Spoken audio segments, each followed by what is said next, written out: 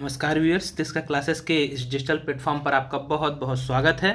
आज मैं उपस्थित हूं आपके सामने एक बार फिर मध्य प्रदेश के महत्वपूर्ण प्रश्नों का संग्रह लेकर, जिसमें आज हम बहुत ही यूनिक टाइप के कुछ क्वेश्चन देखेंगे। कुछ जो बेसिक क्वेश्चन हर एग्जाम में पूछे जाते हैं वैसे क्वेश्चन भी रहेंगे, और लगभग इसमें हम 100 से अधिक क्वेश्चनों को देखने की कोशिश करेंगे। और साथ ही साथ मैं आपको बता दूं कि इसमें आपको वन लाइनर मतलब प्रश्न और उत्तर के रूप में पूरी वीडियो रहेगी। सीधे हम सटीक आंसर पे ही बात करेंगे, आज ऑब्जेक्टिव पैटर्न पे यह वीडियो नहीं रहेगा। इससे पहले यदि आप इस चैनल पर नए आए हुए हैं और आप मध्य प्रदेश किसी भी एग्जाम की तैयारी कर रहे हैं तो आपसे रिक्वेस्ट है कि आप इस चैनल को सब्सक्राइब कर लीजिए और चैनल को ज़्यादा शेयर और लाइक जरूर कीजिए वीडियो को, अगर आपको पसंद आए तो। इस चैनल पर नियमित रूप से आपको मध्य प्रदेश से जुड़े सभी प्रकार के वीडियो मिलते रहेंगे। चलिए शुरू करते हैं अपनी प्रश्नोत्तरी की यह सीरीज। सबसे पहला क्वेश्चन आप देख रहे होंगे। सबसे पहला क्वेश्चन है कि सिंगरौली जिला विधिवत रूप से कब अस्तित्व में आया। सिंगरौली जिला जो है सिंगरौली जिला विधिवत रूप से कब अस्तित्व में आया, तो इसका जो सिंगरौली जिला विधिवत रूप से कब अस्तित्व में आया, तो इसका जो सही आंसर हो जाएगा, इसका आंसर हो जाएगा 24 मई 2008 को सिंगरौली को जिला बनाया गया था। कुछ फैक्ट्स की बात कर लें। 2008 में मध्य प्रदेश में 2 नए जिले बनाए गए थे। 2008 में कितने जिले बनाए गए थे, तो 2 नए जिले बनाए गए थे। एक सिंगरौली था और एक कौन सा जिला था, यदि आपको पता हो तो मुझे आप कमेंट बॉक्स पर लिखकर बता सकते हैं कि 2008 में पहला कौन सा जिला बनाया गया था। चूंकि इसके बारे में बात करें सिंगरौली के बारे में, तो सिंगरौली मध्य प्रदेश का कौन से नंबर का जिला था, तो आपको बहुत अच्छे से मध्य प्रदेश का 50वां जिला कौन सा था, सिंगरौली था। आपको बताना कि मध्य प्रदेश का 49वां जिला कौन सा था। यदि आपको पता हो तो मध्य प्रदेश का 49वां जिला कौन सा था, आप मुझे कमेंट बॉक्स पर बता सकते हैं। तो इसका सही आंसर हो गया 24 मई 2008 को मध्य प्रदेश में एक नया जिला सिंगरौली बनाया गया। आगे है मध्य प्रदेश में गुप्तकालीन शिव मंदिर कहां पर है। मध्य प्रदेश में गुप्तकालीन शिव मंदिर कहां पे है, तो आपको बहुत अच्छे से गुप्तकालीन जो शिव मंदिर है वो कहां पे, भूमरा में है। और ये भूमरा कहां पे आता है, तो भूमरा का शिव मंदिर के नाम से प्रसिद्ध है। भूमरा का शिव मंदिर आता है सतना डिस्ट्रिक्ट में, जो कि गुप्त काल में निर्मित मंदिर है। इसे भी आप बहुत अच्छे से ध्यान रखिए, कई एग्जामों में पूछा गया है। अगला क्वेश्चन है चांद का मुंह टेढ़ा किसकी रचना है। चांद का मुंह टेढ़ा किसकी रचना है, तो आपको बहुत अच्छे से याद रखना है। चांद का मुंह टेढ़ा जो रचना है किसकी है, यह गजानन माधव मुक्तिबोध की। किसकी है, गजानन माधव मुक्तिबोध की रचना है चांद का मुंह टेढ़ा। गजानन माधव मुक्तिबोध क्या है, एक अच्छे व्यंग्यकार माने जाते हैं, ये भी आप ध्यान रखिएगा, व्यंग्यकार। और मध्य प्रदेश के प्रसिद्ध साहित्यकार भी हैं कौन, गजानन माधव मुक्तिबोध। इनके बारे में आपको ये भी पता होना चाहिए, विधा कौन से व्यंग्यकार भी थे। चलिए आगे बढ़ते हैं। अगला क्वेश्चन है आपका कि मध्य प्रदेश में 47.6% भाग पर कौन सी मिट्टी पाई जाती है। तो मध्य प्रदेश में 47.6% भाग पर जो मिट्टी मिलती है वह मिलती है काली मिट्टी। तो देखते हैं काली मिट्टी में और क्या खासियत। तो काली मिट्टी मध्य प्रदेश में सर्वाधिक मिलने वाली मिट्टी है, सर्वाधिक पाई जाती है। पहली बात तो ये आपको ध्यान रखना है, सर्वाधिक कौन सी मिट्टी पाई जाती है मध्य प्रदेश में, तो काली मिट्टी पाई जाती है। इसे किन किन नामों से जाना जाता है, तो याद रखिए, इस मिट्टी को कपासी मिट्टी, इसी मिट्टी को रेगुर मिट्टी, और इसी मिट्टी को खुद को जोतने वाली मिट्टी भी कहते हैं। खुद को जोतने वाली मिट्टी भी कहा जाता है। खुद को जोतने वाली मिट्टी भी कौन सी कहलाती है, काली मिट्टी कहलाती है। और एक क्वेश्चन ये भी पूछा जाता है कि काली मिट्टी किस फसल के सर्वाधिक उपयुक्त होती है, तो याद रखिए आपको कपास के लिए सबसे ज्यादा उपयुक्त होती है। कपास की फसल के लिए सबसे उपयुक्त मिट्टी कौन सी है, तो काली मिट्टी है। 3 प्रकार में पाई जाती है, ये भी आपको अच्छे से ध्यान रखना है। चलिए आगे देखते हैं नेक्स्ट क्वेश्चन। राष्ट्रीय नदी जोड़ो परियोजना लागू करने में मध्य प्रदेश का कौन सा स्थान रहा, तो याद रखिए राष्ट्रीय नदी जोड़ो परियोजना मध्य प्रदेश का पहला स्थान रहा है। और यह परियोजना पहली बार कहां शुरू हुई थी, तो याद रखिए यह परियोजना राष्ट्रीय नदी जोड़ो परियोजना मध्य प्रदेश से ही शुरू की गई थी। कब, अटल बिहारी वाजपेयी के समय यह योजना, उनका एक सपना था नदी जोड़ो परियोजना का, तो 2005 में इसे शुरू किया गया केन बेतवा लिंक परियोजना के तहत। केन बेतवा लिंक परियोजना के तहत मध्य प्रदेश पहली बार यह शुरू हुई थी राष्ट्रीय नदी जोड़ो परियोजना, जिसमें 2 नदियों को आपस में जोड़कर जो भी उसके लाभ लिए जा सकते हैं उसका प्रावधान किया जाता है। चलिए आगे देखते हैं। अगला क्वेश्चन है आपका कि देश का प्रथम सौर संचालित टेलीफोन एक्सचेंज कहां पर है। देश का पहला सौर संचालित टेलीफोन एक्सचेंज कहां पे, तो यह है शिवपुरी पे है। कहां पे है, शिवपुरी पे है। अब शिवपुरी पर और फैक्ट डाल लीजिए। शिवपुरी को मध्य प्रदेश प्रथम पर्यटन नगर कहा जाता है। मध्य प्रदेश का प्रथम पर्यटन नगर है ये। प्रथम पर्यटन नगर की संज्ञा किसे दी जाती है, तो इसे शिवपुरी को दिया जाता है। ये भी आप अच्छे से ध्यान रखिए। शिवपुरी में और क्या है, माधव राष्ट्रीय उद्यान भी कहाँ पे है, तो माधव राष्ट्रीय उद्यान ये भी कहाँ पे है, तो माधव राष्ट्रीय उद्यान भी इसी शिवपुरी में स्थित है। इस फैक्ट को भी आपको अच्छे से ध्यान में रख के चलना होगा। चलिए आगे बढ़ते हैं। अगला फैक्ट है कि गोंड जनजाति का भाग नहीं है। गोंड किस जनजाति का भाग नहीं है? तो आप अच्छे से ध्यान रखिए, गोंड हलवा गोंड का भाग नहीं है। गोंडों की भी कई जनजातियां पाई जाती है, तो यह हलवा गोंड का भाग नहीं है, गोंड जनजाति, इसे आप अच्छे से ध्यान रखिए। अगला क्वेश्चन है श्योपुर किस संभाग में शामिल है? देखिए ऐसे बेसिक से क्वेश्चन पूछ ले जाते हैं, तो हमें पता है कि मध्य प्रदेश 10 संभाग है, तो हमें अच्छे से पता होना चाहिए कि मध्य प्रदेश किस संभाग में कौन से जिले आते हैं, चाहे हम इंटरव्यू की दृष्टि से बात करें या क्वेश्चन की दृष्टि से बात करें, दोनों में महत्वपूर्ण हो जाता है। तो यहाँ पूछ रहा है कि श्योपुर किस संभाग के अंतर्गत आता था, तो बहुत अच्छे से श्योपुर चंबल संभाग के अंतर्गत। चंबल को संभाग कब बनाया गया था? तो 1980 में, 1980 में संभाग का दर्जा दिया गया था। इसमें 3 जिले आते हैं, कौन कौन से आते हैं ये भी आपको बता दूं मैं यहाँ पे। इसमें आते हैं भिंड आता है, इसमें मुरैना आता है और इसमें श्योपुर आता है। भिंड, मुरैना और श्योपुर, ऐसे 3 जिले कहाँ पे आते हैं? ये तीनों जिले आते हैं इसी चंबल संभाग में, इसे आप ध्यान रखिएगा। अगला है देश का कला भवन। देश का कला भवन मध्य प्रदेश के किस जिले में है? तो देश का जो कला भवन है ये स्थित है कहाँ पे? उज्जैन में है। कहाँ पे स्थित है? उज्जैन में है। महाकाल की नगरी के नाम से इसे जाना जाता है। इस उज्जैन को, ये भी आपको पता होना चाहिए, महाकाल की नगरी कहलाती है उज्जैन। इसका प्राचीन नाम अवंतिका है। प्राचीन नाम क्या है? तो प्राचीन नाम इसका अवंतिका है। यहाँ पे अशोक यहाँ का क्या रहा है? अशोक यहाँ का गवर्नर भी रह चुका है, इसे भी आप ध्यान रखिए। और यहाँ मंगलनाथ का मंदिर बहुत ज़्यादा प्रसिद्ध है, तो इसे भी आपको पता है, मंगलनाथ का मंदिर। और सबसे इंपॉर्टेंट बात कि यहाँ पे क्या लगता है, तो यहाँ पे प्रत्येक 12 वर्ष में कुंभ मेले का आयोजन भी किया जाता है। तो इस फैक्ट को भी आपको अच्छे से ध्यान में लेकर चलना है। आगे देखते हैं, मध्य प्रदेश के किस स्थान पर यूरेनियम के अवशेष मिले हैं? मध्य प्रदेश का एकमात्र जिला जहां पर यूरेनियम पाया गया था वह है शहडोल। कहां पे? शहडोल। अब शहडोल क्या है? एक संभाग भी है, तो आप याद रखिए शहडोल मध्य प्रदेश का 10वां संभाग है। कौन सा संभाग है? तो शहडोल मध्य प्रदेश का 10वां संभाग है। कब बनाया गया? तो आपको याद रखना है 2008 में से संभाग बनाया गया। कहाँ से अलग करके से संभाग बनाया गया था? तो आपको याद रखना है रीवा से अलग करके से संभाग बनाया गया था। ये फैक्ट भी आपको शहडोल के बारे में पता होनी चाहिए। मैं यहाँ पे कोशिश कर रहा हूँ कि आपको एक ही क्वेश्चन में कई सारे फैक्ट्स भी बताऊं, ताकि आपको ज़्यादा से ज़्यादा जानकारी भी मिलती रहे। चलिए आगे बढ़ते हैं। अगला है भरूच के विश्व प्रसिद्ध स्तूप जिसका निर्माण मौर्य काल में हुआ, वर्तमान में किस जिले में स्थित है? तो ये जो भरूच का स्तूप है, यह भरूच का विश्व जो स्तूप है यह सतना जिले में आता है। कहाँ पे आता है? सतना जिले में आता है। किसने इसकी खोज की थी? तो आपको अच्छे से जानना, कई बार एग्जाम पूछा गया है। कर्निंघम के द्वारा इसकी खोज की गई है। कर्निंघम ने इसकी खोज की हुई थी। सतना जिले में आता है यह भरूच का स्तूप। ठीक है, इसे भी आप अच्छे से ध्यान रखिए। चलिए आगे देखते हैं। कुषाणों के उन्मूलन के लिए किस वंश के राजाओं ने 10 अश्वमेध यज्ञ करवाए थे? कुषाणों के उन्मूलन के लिए तो वह वंश था नागवंश। कौन सा वंश था? नागवंश था, जिसने उनके उन्मूलन किया, 10 अश्वमेध यज्ञ करवाए थे। अगला है मध्य प्रदेश में किस प्रकार का बांस पाया जाता है? बहुत अच्छा क्वेश्चन है ये। मध्य प्रदेश में किस प्रकार के बांस पाए जाते हैं? तो आपको बहुत अच्छे से ध्यान रखना है, डेंड्रोकैलमस। किस प्रजाति के बांस ज्यादा मिलते हैं मध्य प्रदेश में? डेंड्रोकैलमस के पाए जाते हैं। यदि आपसे क्वेश्चन ये पूछ ले जाए कि सर्वाधिक बांस कहाँ पे मिलते हैं, तो मध्य प्रदेश में सर्वाधिक बांस जो मिलते हैं वो आपको याद रखना है बालाघाट जिले में मिलते हैं। कहाँ पे मिलते हैं दोस्त? तो यह बालाघाट जिलों में मिलते हैं, इसे भी आप अच्छे से ध्यान रखिएगा।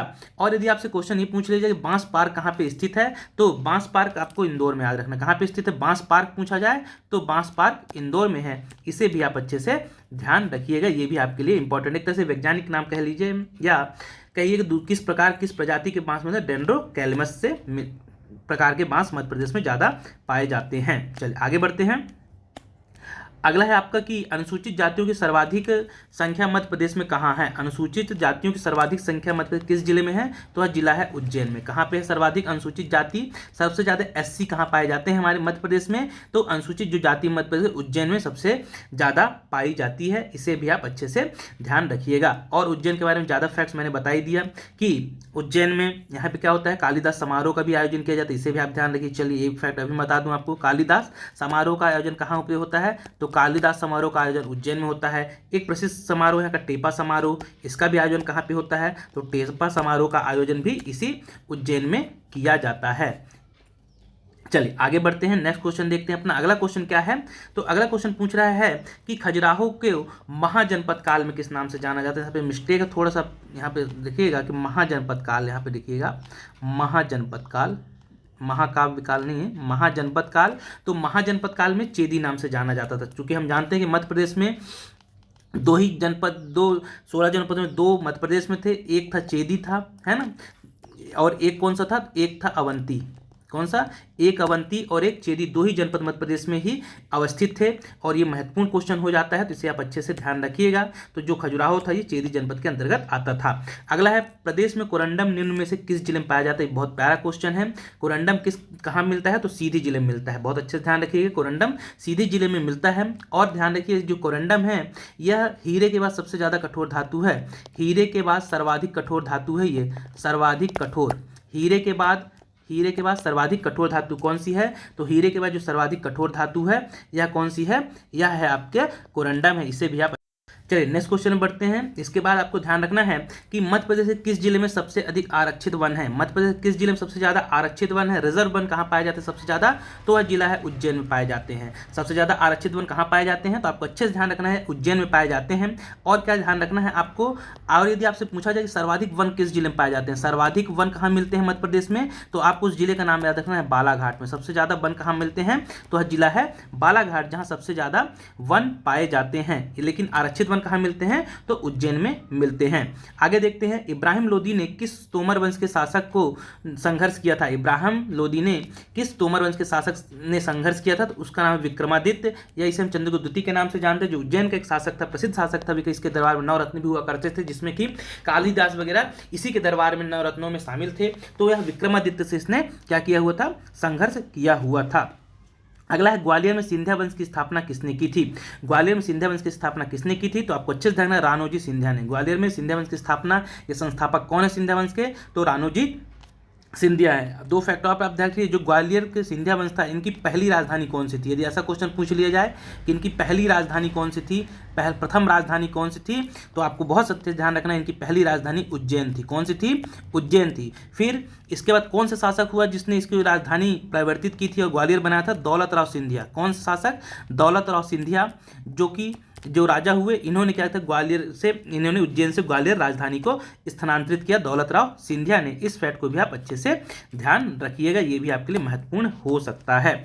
आगे, बुंदेलखंड का पठार की सबसे ऊंची चोटी कौन सी है। बुंदेलखंड के पठार की सबसे ऊंची चोटी कौन सी है, तो उस चोटी का नाम है सिद्ध बाबा। कौन सी है, सिद्ध बाबा। कितनी ऊंचाई है, तो 1172 मीटर। कितनी, 1172 मीटर इस बुंदेलखंड की ऊंची चोटी का नाम है सिद्ध बाबा। और इसकी ये भी आपको ध्यान रखना है, यहाँ पे सबसे इसकी ऊंची जो कौन सी, सद्भावना शिखर, सद्भावना या गुडविल चोटी भी इसी के अंतर्गत आती है। इसे भी आप अच्छे से ध्यान रखिएगा। तो इसका आंसर हो गया, सबसे ऊंची चोटी सिद्ध बाबा। कितनी ऊंचाई है, 1172 मीटर। इसका राइट आंसर हो जाएगा 1172 और सिद्ध बाबा। चलिए आगे बढ़ते हैं।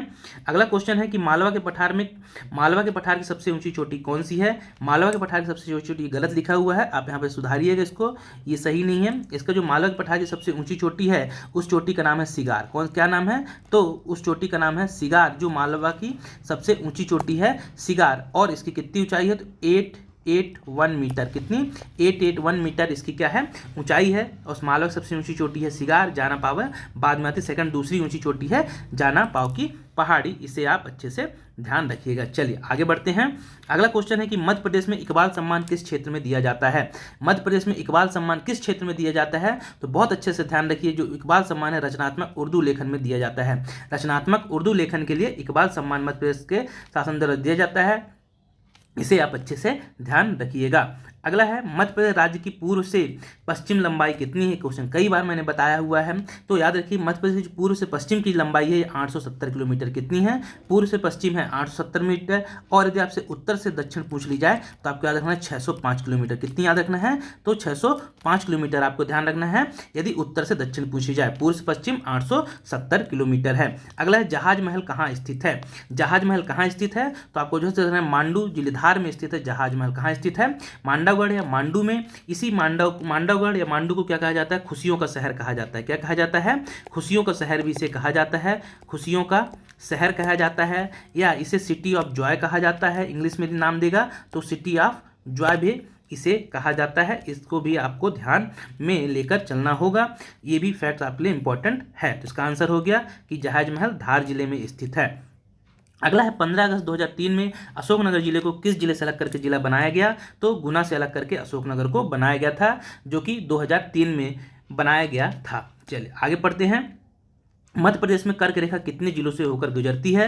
तो आपको बहुत अच्छे से ध्यान रखना, क्वेश्चन पूछा भी गया था कि निम्न में से मध्य प्रदेश के किस जिले से होकर यह कर्क रेखा नहीं गुजरती है, ऐसा क्वेश्चन पूछा गया था। तो आपको 14 के 14 जिलों याद होने चाहिए, पूरे 14 के 14 जिले जो है डिस्ट्रिक्ट है मध्य प्रदेश, आपको पता होनी चाहिए कर्क रेखा पर स्थित है। इसका सही आंसर हो जाएगा 14 जिलों से होकर कर्क रेखा गुजरती है। चलिए आगे बढ़ते हैं। सीमेंट सतना में स्थित सीमेंट कारखाना किस कंपनी ने स्थापित किया था? तो आप बहुत अच्छे से ध्यान रखिए, बिरला कारपोरेशन की यह कंपनी है। किसकी है? बिरला कारपोरेशन के द्वारा यहाँ पे सतना सीमेंट फैक्ट्री लगाई गई थी। अगला है मध्य प्रदेश राज्य में कपास अनुसंधान केंद्र कहाँ पर है? मध्य प्रदेश में कपास अनुसंधान केंद्र कहाँ पे है? तो खरगोन में है कपास अनुसंधान केंद्र। और यदि आपसे पूछा जाए कि जैविक कपास अनुसंधान केंद्र कहाँ पे है, जैविक कपास का अनुसंधान केंद्र कहाँ पे है, जैविक कपास का, तो आपको याद रखना है खंडवा में है। कहाँ पे है? तो बहुत अच्छे से है, जैविक कपास अनुसंधान केंद्र खंडवा में है, जबकि कपास अनुसंधान केंद्र कहाँ पे है? तो यह खरगोन में है। चलिए आगे बढ़ते हैं। अगला क्वेश्चन है आपका, भारत भवन के वास्तुकार कौन है? भारत भवन के वास्तुकार चार्ल्स कोरिया हैं। कौन है? चार्ल्स कोरिया है। 1982 के आसपास इस भारत भवन का निर्माण करवाया गया था। कहाँ पे स्थित है भारत भवन? तो आप याद रखिए, भारत भवन स्थित है भोपाल जिले में यह स्थित है। जिसका वास्तुकार या डिजाइनर कौन थे? तो चार्ल्स कोरिया थे। चलिए आगे बढ़ते हैं। नेक्स्ट क्वेश्चन है, बहुत प्यारा क्वेश्चन है अगला भी, कि भीलों का निवास स्थान क्या कहलाता है? भीलों का निवास स्थान क्या कहलाता है? तो आप बहुत अच्छे से ध्यान रखें, भीलों का जो निवास स्थान है फाल्या, क्या कहा जाता है उसे? फाल्या कहा जाता है भीलों के निवास स्थान को। अगला है, नागा जी का मेला कहाँ या किस जिले में लगता है? नागा जी का मेला कहाँ लगता है? तो मुरैना डिस्ट्रिक्ट में नागा जी का मेला लगता है। इसे भी आप अच्छे से ध्यान रखें। मैंने मेले के पूरे वीडियो बनाए हुए हैं, आप उन्हें भी जाकर देख सकते हैं, और कौन कौन से महत्वपूर्ण मेले हैं। अगला है, होशंगाबाद शहर के संस्थापक कौन थे? अब इसका नाम चूंकि बदल चुका है, अब हमें पता है कि इसका नाम क्या हो गया है, तो इसका नाम अब नर्मदापुरम हो चुका है। लेकिन यदि क्वेश्चन पुराने पूछ लिए जाए आपसे, तो आपको पता होना चाहिए होशंगाबाद शहर है, होशंगाबाद नगर की स्थापना किसने की थी? होशंग शाह नामक शासक ने इस शहर को बसाया हुआ था, होशंग शाह ने। अगला है, हीरा भूमिया का मेला कहाँ लगता है? हीरा भूमिया का मेला कहाँ लगता है? तो इसे आप अच्छे से ध्यान रखिए दोस्तों। इसका जो रहेगा, इसका गुना आपको याद रखना है। क्या है? हीरा भूमिया का मेला बेसिकली गुना में लगता है। लेकिन यदि आपका ऑप्शन में नहीं दिया रहे गुना, तब आप ग्वालियर के साथ जा सकते हैं। लेकिन अच्छी ऑथेंटिक बुकों में इसका गुना मिलता है कि हीरा भूमिया का मेला कहाँ है, तो हीरा भूमिया का मेला गुना में लगता है। अगला क्वेश्चन है, पीएससी 2020 में क्वेश्चन पूछा गया था कि राज्य जनजाति संग्रहालय कहाँ पे स्थित है? राज्य जनजाति संग्रहालय, तो यह भोपाल में स्थित है। राज्य जनजाति संग्रहालय मध्य प्रदेश कहाँ स्थित है? तो राज्य जनजाति संग्रहालय भोपाल में स्थित है। अगला है, मध्य प्रदेश का राजकीय पशु क्या है? मध्य प्रदेश का राजकीय पशु क्या है? तो बहुत अच्छे से मध्य प्रदेश का राजकीय पशु है बारहसिंगा। क्या है? बारहसिंगा। कौन सी प्रजाति का है? तो ब्रेडरी प्रजाति का है। कहाँ पाया जाता है? तो कान्हा राष्ट्रीय उद्यान में पाया जाता है। किस राष्ट्रीय उद्यान में? तो कान्हा राष्ट्रीय उद्यान में यह पाया जाता है। और क्या ध्यान रखना है, इसके कब घोषित किया गया था इसे दर्जा कब मिला राजकीय पशु का? तो आपको अच्छे से ध्यान रखना है, इसे 1 नवंबर 1981 में, 1 नवंबर 1981 में, 1 नवंबर 1981 में इसे क्या हुआ? दर्जा मिला था। इसे भी आप अच्छे से ध्यान रखिएगा, ये भी आपके लिए इंपॉर्टेंट फैक्ट है। 1 नवंबर 1981 को मध्य प्रदेश की 25वीं वर्षगांठ के समय इसको दर्जा दिया गया था राजकीय पशु का। अगला है, मध्य प्रदेश में राष्ट्रीय सुरक्षा कानून कब बना? मध्य प्रदेश में राष्ट्रीय सुरक्षा कानून कब बना? तो अब अच्छे से ध्यान के, मध्य में राष्ट्रीय सुरक्षा कानून कब बनाया गया? तो यह बनाया गया 1 मार्च 2014 को। कब बनाया गया? 1 मार्च 2014 को। अब बताइए मुझे कि राष्ट्रीय जो सुरक्षा आयोग है, या राष्ट्रीय सुरक्षा खाद्य आयोग जो है, राष्ट्रीय खाद्य सुरक्षा आयोग, इसके अध्यक्ष कौन है? यदि आपको पता हो तो आप मुझे कमेंट बॉक्स पर बता सकते हैं कि वर्तमान में मध्य प्रदेश के राष्ट्रीय खाद्य सुरक्षा आयोग के अध्यक्ष कौन है। चलिए आगे बढ़ते हैं। निम्न में से किस अभ्यारण्य में कई रॉक आश्रय स्थित हैं, या कई रॉक गुफाएं स्थित हैं? किस अभ्यारण्य में रॉक आश्रय स्थित हैं? तो आपको नरसिंहगढ़ अभ्यारण्य। किस अभ्यारण्य में? नरसिंहगढ़ अभ्यारण्य में कई रॉक आश्रय स्थित हैं। अगला क्वेश्चन है, बाज बहादुर का महल कहाँ स्थित है? बाज बहादुर का महल कहाँ स्थित है? तो इसका जो सही आंसर हो जाएगा, मांडू में स्थित है बाज बहादुर का महल। मांडू, जिसे हम खुशियों का शहर कहते हैं, जॉय ऑफ सिटी कहते हैं, आनंद की नगरी भी इसे कहा जाता है, यहीं पर स्थित है क्या? बाज बहादुर का महल। जिला पूछ लिया जाए तो यह आता है धार डिस्ट्रिक्ट। किस डिस्ट्रिक्ट में आता है? तो धार में यह आता है। अगला है, व्हाइट टाइगर क्षेत्र का दूसरा नाम क्या है? व्हाइट टाइगर क्षेत्र का दूसरा नाम है बांधवगढ़। क्या कहा जाता है उसे? बांधवगढ़, जो सफेद शेरों की भूमि कहलाती है बांधवगढ़। यहाँ का जो बांधव राष्ट्रीय उद्यान, यहाँ पे सफेद शेर सबसे ज्यादा पाए जाते हैं, तो उसे व्हाइट टाइगर क्षेत्र का दूसरा नाम बांधवगढ़ जाना जाता है। अगला है होशंग शाह का मकबरा कहाँ पर स्थित है? तो होशंग शाह का मकबरा स्थित है असीरगढ़ में। असीरगढ़ कहाँ पे आता है? तो आप बहुत अच्छे से जान रहे हैं, असीरगढ़ आता है बुरहानपुर में। किस जिले में आता है? तो बुरहानपुर डिस्ट्रिक्ट में आता है असीरगढ़। अगला है पंडित कुमार गंधर्व समारोह कहाँ आयोजित किया जाता है? पंडित कुमार गंधर्व समारोह का आयोजन होता है देवास में। चूंकि पंडित जो कुमार गंधर्व थे, यहाँ पे ये साधना स्थली थी देवास इनकी, ठीक है ना, साधना स्थली थी देवास, इसलिए यहाँ पे आयोजित किया जाता है कुमार गंधर्व समारोह। बहुत अच्छे से ध्यान रखिएगा, ये क्वेश्चन कई बार पूछा गया है। अगला है रातापानी बांध कहाँ स्थित है? रातापानी बांध कहाँ स्थित है? तो रातापानी बांध स्थित है रायसेन में। और आपसे पूछा जाए रातापानी अभ्यारण्य कहाँ स्थित है? रातापानी अभ्यारण्य कहाँ स्थित है? तो ये भी स्थित है रायसेन में। इसे भी आप अच्छे से ध्यान रखिएगा। एकमात्र अभ्यारण्य है जो कि किसमें शामिल है? तो एकमात्र अभ्यारण्य है जो कि प्रोजेक्ट टाइगर में शामिल है। अगला है काली सिंध नदी किस जिले से निकलती है?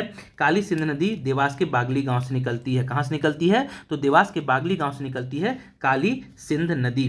अगला क्वेश्चन है कि रजवाड़ा महल कहां स्थित है? रजवाड़ा महल कहां स्थित है? तो रजवाड़ा महल स्थित है इंदौर में। इंदौर को क्या कहा जाता है? तो इंदौर को खेल और औद्योगिक राजधानी कहा जाता है। खेल व औद्योगिक राजधानी का दर्जा प्राप्त है इसे, किसे? इंदौर को। देश का सबसे स्वच्छ शहर है, देश का सबसे स्वच्छ शहर है ये, इसे भी आप अच्छे से ध्यान रखिए कि देश का सबसे स्वच्छ शहर भी कौन सा है? तो यह इंदौर है। चलिए आगे बढ़ते हैं। बटेश्वर समूह का मंदिर कहाँ स्थित है? बटेश्वर समूह का मंदिर कहाँ स्थित है? तो यह स्थित है मुरैना में, जिसे कछवाहा शासकों द्वारा बनाया गया था। बटेश्वर समूह का मंदिर कहाँ स्थित है? तो यह मुरैना में स्थित है। अगला है आपका क्वेश्चन कि पहसरी का बांध कहाँ स्थित है? पहसरी बांध कहाँ स्थित है? तो यह स्थित है ग्वालियर में स्थित है पहसरी का बांध। चलिए आगे बढ़ते हैं। अगला है काठी किस स्थान का लोक नृत्य है? तो काठी आपको याद रखना है निमाड़ का लोक नृत्य है। और मध्य प्रदेश का राजकीय नृत्य यदि आपसे पूछा जाए, मध्य प्रदेश का राजकीय नृत्य कौन सा है? राजकीय नृत्य तो आपको याद रखना है राई है। आगे हो सकता क्वेश्चन आए, तो मध्य प्रदेश का राजकीय नृत्य है राई। यदि आपसे यहीं पे पूछा जाए कि नाट्य कौन सा है मध्य प्रदेश का राजकीय नाट्य, मध्य प्रदेश का राजकीय नाट्य कौन सा है? तो आपको याद रखना है माच मध्य प्रदेश का क्या है? राजकीय नाट्य है। इसे भी आप अच्छे से ध्यान रखिए। काठी कहाँ होता है? तो काठी निमाड़ क्षेत्र का नाट्य है। अगला क्वेश्चन है मध्य प्रदेश में मुख्यमंत्री helpline number, CM helpline number कितना है? तो 181। व्यापक के द्वारा पूछा गया क्वेश्चन था ये वाला कि मुख्यमंत्री सीएम हेल्पलाइन बहुत ज़्यादा चर्चित वो है। सीएम हेल्प लाइन जो है इसका नंबर कितना है? तो 181 सीएम हेल्पलाइन का नंबर है। अगला है मध्य प्रदेश में उस्ताद आमिर खान किस कला के विद्वान थे? तो ये ख्याल गायकी के, किसके?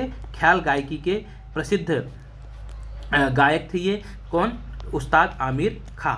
चलिए आगे बढ़ते हैं। बिलौआ की गुफाएं कहाँ पर स्थित हैं? बिलौआ की गुफाएं स्थित हैं ग्वालियर में। कहाँ पे स्थित है बिलौआ की गुफाएं? तो बिलौआ की गुफाएं स्थित हैं ग्वालियर में। यदि आपसे पूछा जाए कि भरथरी की गुफाएं कहाँ स्थित हैं? भरथरी की गुफाएं कहाँ स्थित हैं? तो भरथरी की गुफाएं स्थित हैं उज्जैन में। कहाँ पे आती हैं? तो भरथरी की गुफाएं आती हैं उज्जैन में। यदि आपसे पूछा जाए बाघ की गुफाएं कहाँ स्थित है? तो आपको याद रखना है बाघ की गुफाएं कहाँ स्थित है? तो आप बताइए बाघ की गुफाएं स्थित है धार में। कहाँ स्थित है? बाघ की गुफाएं स्थित है धार में। चलिए आगे बढ़ते हैं। अगला है कि जोगेश्वरी का मेला कहाँ लगता है? ये भी पीएससी के द्वारा पूछा गया क्वेश्चन था कि जोगेश्वरी का मेला कहाँ लगता है? तो आप अच्छे से ध्यान रखिए। जो जोगेश्वरी का मेला है या कहाँ पे लगता है? तो जोगेश्वरी का मेला लगता है चंदेरी में। कहाँ लगता है? जोगेश्वरी का मेला लगता है चंदेरी में। और चंदेरी किस डिस्ट्रिक्ट में आता है? तो ये आता है अशोकनगर में। किस डिस्ट्रिक्ट में आता है? तो चंदेरी आता है अशोकनगर में। यहाँ की साड़ियाँ भी बहुत ज़्यादा प्रसिद्ध हैं। चंदेरी की साड़ियाँ भी बहुत ज़्यादा फेमस है मध्य प्रदेश में, इसे भी आपको पता होना चाहिए। चंदेरी की साड़ियाँ भी अशोकनगर में ही पाई जाती हैं। अगला है राई मध्य प्रदेश किस लोक नृत्य है? राई मध्य प्रदेश किस क्षेत्र का लोक नृत्य है? राइट आंसर हो जाएगा बुंदेलखंड। अगला है विश्वामित्र पुरस्कार किस खेल से संबंधित है? यहाँ बहुत ज़्यादा कंफ्यूजन होता है। मैंने कई बार देखा है कि स्टूडेंट क्या करते हैं, इसमें गलती करके आते हैं। जब ये क्वेश्चन आता है, ये पूछ रहा है आपसे विश्वामित्र पुरस्कार, पहली बात तो किस विधा संबंधित? तो खेल में दिया जाता है। अब इसमें कंफ्यूजन ये होता है कि अपने यहाँ 2 पुरस्कार मिलते हैं। तो भारत में मिलता है द्रोणाचार्य पुरस्कार। भारत में कौन सा पुरस्कार दिया जाता है? भारत सरकार देती है द्रोणाचार्य। कौन सा देती है? भारत सरकार देती है द्रोणाचार्य पुरस्कार। जबकि मध्य प्रदेश सरकार देती है विश्वामित्र पुरस्कार। इसे आप अच्छे ध्यान, किसे दिया जाता है? तो याद रखिए ये जो विश्वामित्र पुरस्कार है मध्य प्रदेश सरकार किसको देती है? प्रशिक्षकों को देती है। प्रशिक्षकों को बोले तो इसका मतलब है कोच को देती है। जो खिलाड़ियों के कोच होते हैं उन्हें यह पुरस्कार दिया जाता है। किसके द्वारा? मध्य प्रदेश सरकार के द्वारा। उत्कृष्ट प्रदर्शन करने वाले को जो प्रशिक्षक संरक्षक होते हैं, उन्हें यह पुरस्कार मध्य प्रदेश सरकार प्रतिवर्ष देती है। अगला है डायनासोर के अश्मीभूत मतलब जीवाश्म, अश्मीभूत शुद्ध हिंदी हो गया, यहाँ पे जीवाश्म के अंडे कहाँ पाए गए थे, तो याद रखिए जीवाश्म के अंडे पाए थे धार जिले में। कहाँ पाए गए थे? धार जिले में यह पाए गए थे। अगला है ग्वालियर के किले का निर्माण किस शासक ने करवाया था, तो बहुत अच्छे से ध्यान रखिए, कई बार क्वेश्चन पूछा गया, सूरज सेन के द्वारा ग्वालियर किले का निर्माण करवाया गया था। कब करवाया गया था पूछ लिया आपसे, तो 525 ईस्वी में इसका निर्माण करवाया गया था। और याद रखिए आप ग्वालियर किले को क्या कहा जाता है, तो ग्वालियर के किले को कहा जाता है जिब्राल्टर ऑफ इंडिया। क्या कहा जाता है? जिब्राल्टर ऑफ इंडिया या किलों का मणि, जिब्राल्टर ऑफ इंडिया इसे कहा जाता है, जिब्राल्टर ऑफ इंडिया या किलों का मणि। क्या कहा जाता है? किलों का मणि भी किसे कहा जाता है, तो किलों का मणि भी ग्वालियर के किले को ही कहा जाता है। ये फैक्ट भी आपके लिए बहुत ज़्यादा महत्वपूर्ण हो सकते हैं। चलिए आगे बढ़ते हैं। अगला क्वेश्चन है कि 1956 के पूर्व मध्य प्रदेश को किस नाम से जाना जाता था? मध्य भारत के नाम से जाना जाता था, मध्य भारत के नाम से हम इसे जानते थे। अगला क्वेश्चन है कि मध्य प्रदेश को हृदय प्रदेश की संज्ञा किसने दी, तो मध्य प्रदेश को हृदय प्रदेश की संज्ञा पंडित जवाहरलाल नेहरू के द्वारा दी गई थी। अगला है 1956 में मध्य प्रदेश का पुनर्गठन किस आधार पर किया गया था, तो भाषाई आधार पर किया गया था, भाषा के आधार पर मध्य प्रदेश का पुनर्गठन किया गया था। अगला है सेंट्रल प्रोविंस से, बहुत अच्छा क्वेश्चन, इसे आप ध्यान रखिएगा, ऐसे क्वेश्चन बहुत कम देखने को मिलते हैं, रेयर क्वेश्चनों में से है कि सेंट्रल प्रोविंस से संविधान सभा के लिए चुनी गई एकमात्र महिला सदस्य कौन थी, तो राजकुमारी अमृता देवी या अमृता कौर जो थी, यह सेंट्रल प्रोविंस सीपी बरार जो क्षेत्र था वहां से चुनी गई एकमात्र महिला सदस्य थी। बहुत प्यारा क्वेश्चन, इसे आप अच्छे से ध्यान रखिएगा। अगला है 1 नवंबर 2000 को छत्तीसगढ़ पृथककरण के बाद मध्य प्रदेश कितने जिले बच गए थे? जब छत्तीसगढ़ अलग हो गया 1 नवंबर 2000 को, तो मध्य प्रदेश में 45 जिले बच गए। कितने जिले बच गए? तो 45 जिले बच गए, क्योंकि 45 में 16 जिले थे पहले, जो 16 जिले अलग हो गए थे, 16 जिले अलग कर दिए गए और वो छत्तीसगढ़ में चले गए, तो बचे कितने? 45 जिले बचे। इसकी मैंने सेपरेट वीडियो मध्य प्रदेश गठन का बनाया हुआ है, उससे भी आप जाकर देख सकते हैं, पूरी स्थिति क्लियर हो जाएगी आपकी।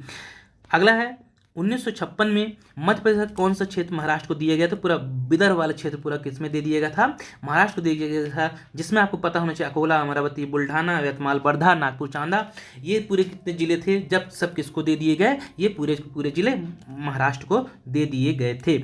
अगला है मध्य प्रदेश राज्य पुनर्गठन कब हुआ? मध्य प्रदेश राज्य का पुनर्गठन कब हुआ पूछे तो 1 नवंबर 1956 है, लेकिन यदि आपसे पूछे कि पुनर्विभाजन कब हुआ, दोनों में बड़ा अंतर है। यदि आपसे पूछे कि पुनर्विभाजन कब हुआ मध्य प्रदेश का पुनर्विभाजन, तो 1 नवंबर 2000 याद रखना आपको। पुनर्विभाजन तो 1 नवंबर 2000 के साथ जाना है आपको, पुनर्गठन पूछे तो 1 नवंबर 1956 के साथ आपको जाना है, यह सही आंसर आपको लगाना है। आगे है मध्य प्रदेश दिवस कब मनाया जाता है, तो मध्य प्रदेश दिवस मनाया जाता है 1 नवंबर को। यह मध्य प्रदेश का स्थापना दिवस कब होता है? 1 नवंबर को यह मनाया जाता है मध्य प्रदेश का स्थापना दिवस। यदि आपको पता हो तो आप मुझे कमेंट बॉक्स में बता सकते हैं कि इस वर्ष मध्य प्रदेश ने कौन से नंबर का स्थापना दिवस मनाया है, कौन सा स्थापना दिवस मनाया है इस वर्ष 2022-21 में मध्य प्रदेश ने कौन सा स्थापना दिवस मनाया, या जो आगामी है कौन से नंबर का होगा।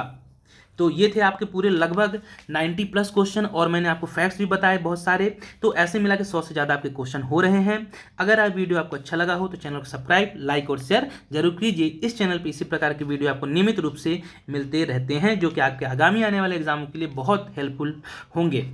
फिर मिलेंगे किसी नए वीडियो के साथ, तब तक के लिए बहुत बहुत धन्यवाद।